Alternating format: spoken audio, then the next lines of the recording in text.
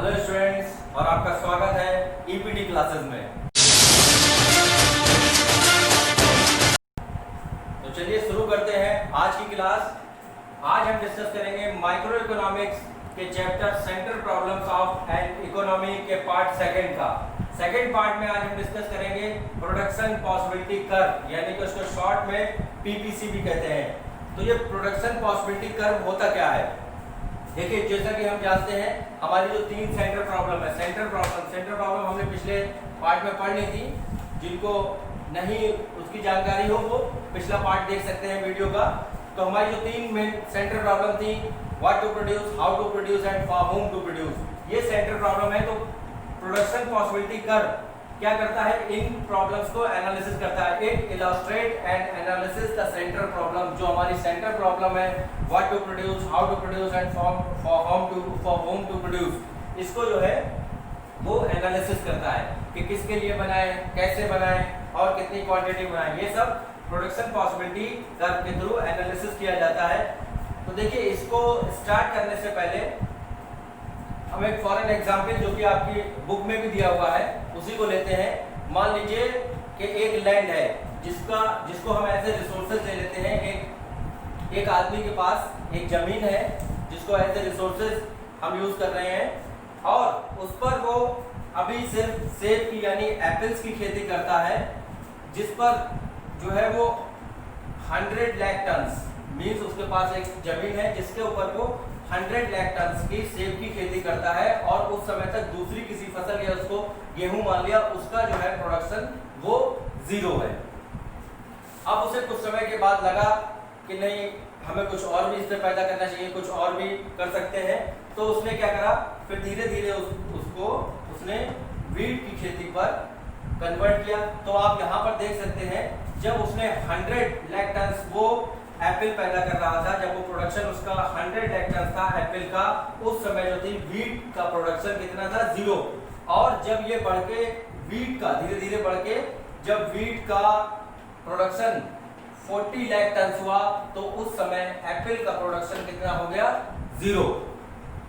और इसके अलावा बीच में देखिए अलग अलग कॉम्बिनेशन है कि जब उसने 90 लाख टन जो सेब का प्रोडक्शन किया, यानी एप्पल का जो उसने 90 लाख टन प्रोडक्शन किया, उस समय वीट का प्रोडक्शन वो कितना कर पाया?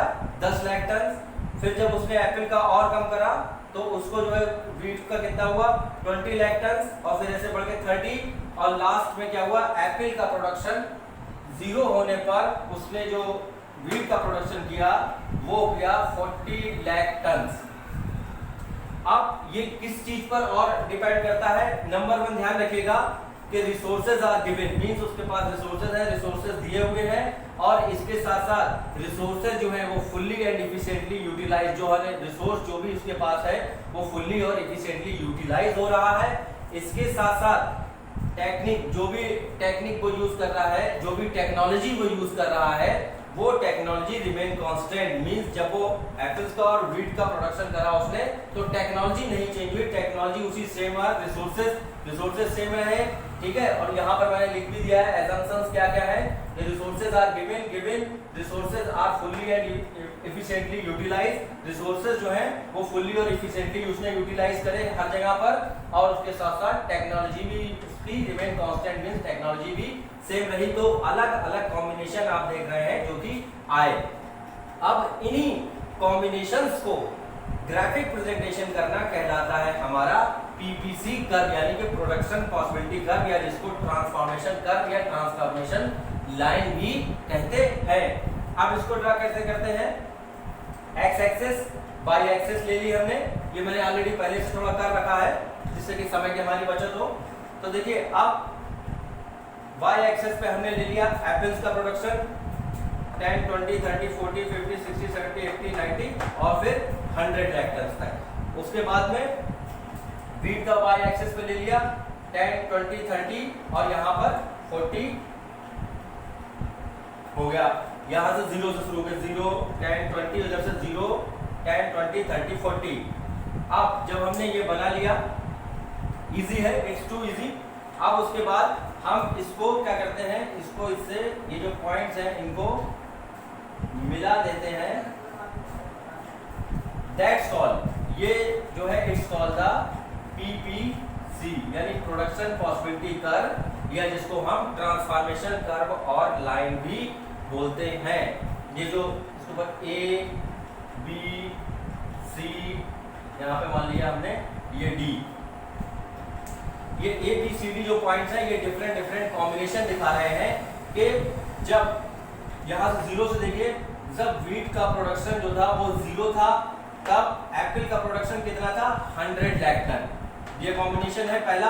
उसके बाद क्या हुआ कि जब हमारा एप्पल्स का प्रोडक्शन हुआ 90 लाख टन, तब वीट का प्रोडक्शन हमारा कितना था 10 लाख टन, और फिर उसके बाद बढ़ा 70।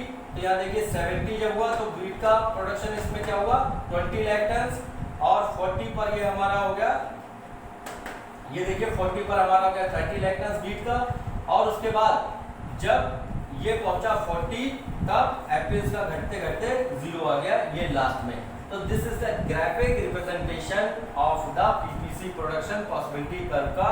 इसमें ये दिखाया है कि कैसे कैसे कॉम्बिनेशन हमारे बन सकते हैं। इसकी एजम्पशंस आप ध्यान रखिएगा कि एजम्पशंस क्या क्या है। रिसोर्सेज आर गिवन, रिसोर्सेज दिए हुए हैं, और जो रिसोर्सेज दिए हुए हैं वो फुल्ली एंड इफिशिएंटली यूटिलाइज, मतलब उनका भरपूर यूज किया जा रहा है।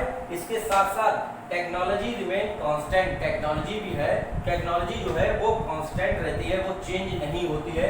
मान लीजिए यहाँ पर एप्पल और वीट के लिए यहाँ पर टेक्नोलॉजी मान लीजिए चेंज कर दी तो कॉम्बिनेशन भी वो चेंज हो जाएगा, इसलिए कि क्या कहते हैं कि टेक्नोलॉजी रिमेन कांस्टेंट, तभी ये अलग अलग कॉम्बिनेशन निकल के आते हैं कि अगर वो इस लेवल पर रहेगा, इस लेवल पर है तो यहाँ पर 70 और 20 का कॉम्बिनेशन है। अब इसमें आगे आता है कि इसका यूज व्हाट टू प्रोड्यूस में कैसे करते हैं, जो हमारी सेंट्रल प्रॉब्लम है how to produce, what to produce और फॉर whom टू प्रोड्यूस, उसमें हम इसका यूज कैसे करते हैं इसको हम नेक्स्ट क्लास में डिस्कस करेंगे। आज के लिए बस इतना ही। अगर आपकी जो भी क्वेरी हो, जो भी प्रॉब्लम्स हो, वो आप कमेंट्स बॉक्स में लिख सकते हैं। तो फिर हम आगे की क्लास के लिए कल फिर मिलेंगे। तब तक के लिए thank you, okay, tata, bye bye.